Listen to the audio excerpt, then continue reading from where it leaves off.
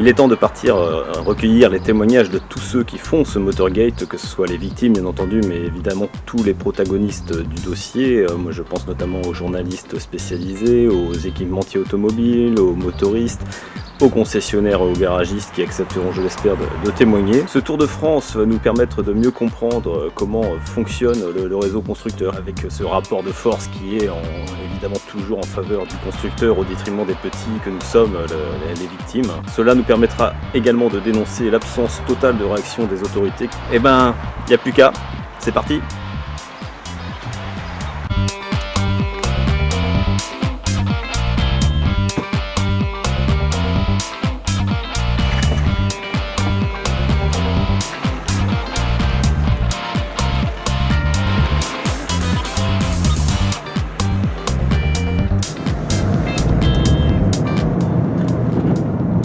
Bon bah voilà, c'est parti. Là on va rencontrer Michel et sa femme. Là, donc ce sont le hasard a voulu que ce soit des clients à moi. Donc ils ont eu leur casse moteur il n'y a pas très longtemps là sur la voie express entre Nantes et Quimper. Donc le coup classique, sans doute une fusion soupape, perte brutale de vitesse à pleine charge. Ils sont passés de 110 km/h à 50 km/h à peu près quoi.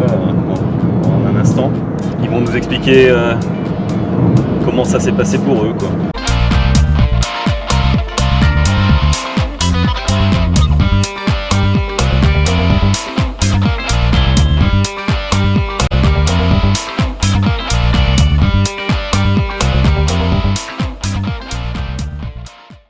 On est parti voir les véhicules chez Renault avec Patricia, mon épouse, et puis on ne voulait pas un véhicule trop bas parce qu'elle avait des problèmes de motricité, quoi. C'était plus facile pour elle à se glisser dans un véhicule un peu plus haut qu'un Clio ou une Mégane qui sont déjà des véhicules plus bas, quoi.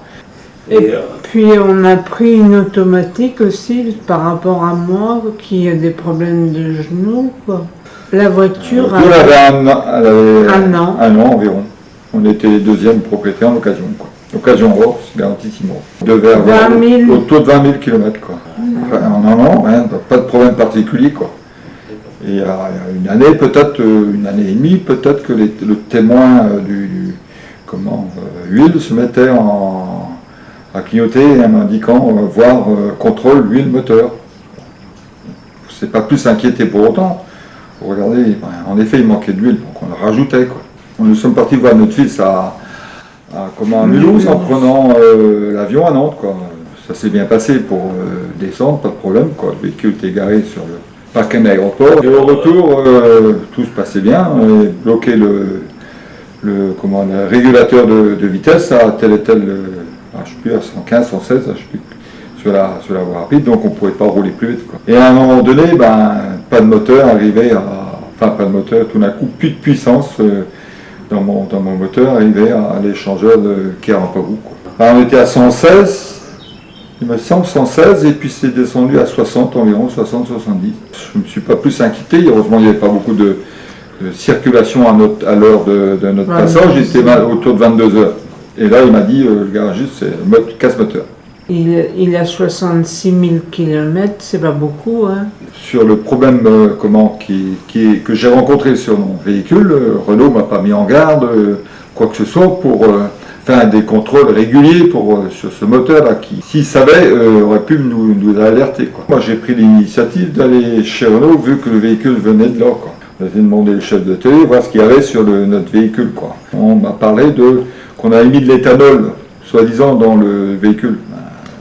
Je n'en sais rien, moi, l'éthanol, c'est le 95 ou le 98, donc on ne pouvait pas plus se tromper l'un que l'autre, mais on mettait souvent du 95 dedans. Il fallait attendre une semaine que le chef d'atelier revienne, quoi.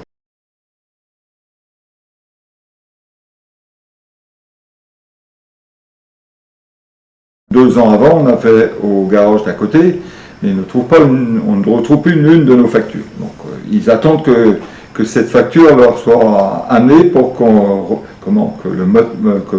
Renault puisse prendre ça en partie en charge. Renault nous a dit que ça coûtait un bon billet de 8 000 €. 8 000 €. Aujourd'hui, on est dépendant de mon véhicule professionnel. Bon, on va faire les courses avec, bon, c'est pas pratique. Et aujourd'hui, le véhicule il est immobilisé, et vous avez plus cette voiture-là. Voilà. Et eux, ils sont en train de vous demander des comptes. Tout à fait. Voilà. Donc On en est là, quoi. On en est là. Je ne sais pas combien de temps ça va durer. Dans ces cas-là, en 2015, si le problème était là, pourquoi, quand on l'a acheté en 2017, ils ne nous ont pas mis en garde? La moindre des choses, c'était de rappeler ces véhicules-là, quoi. Ils auraient pu nous avertir, au moins sur les problèmes qu'ils pourraient avoir sur ce véhicule-là.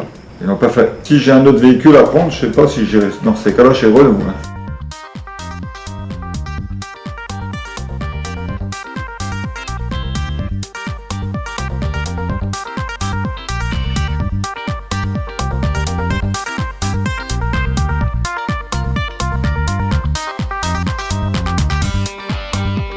Voilà, l'histoire de Michel et Patricia se termine bien, ça n'aura pas été sans peine puisque on aura eu droit à l'histoire d'éthanol, la facture perdue, le garagiste ayant pris sa retraite.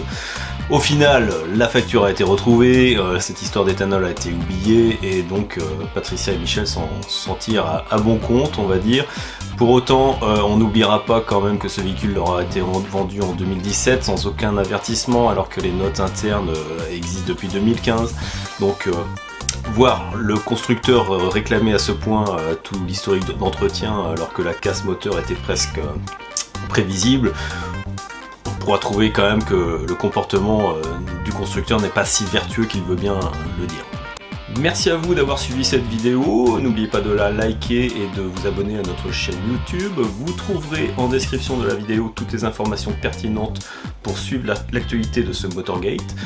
Le Tour de France continue, si vous aussi vous souhaitez apporter votre témoignage, n'hésitez pas à nous contacter.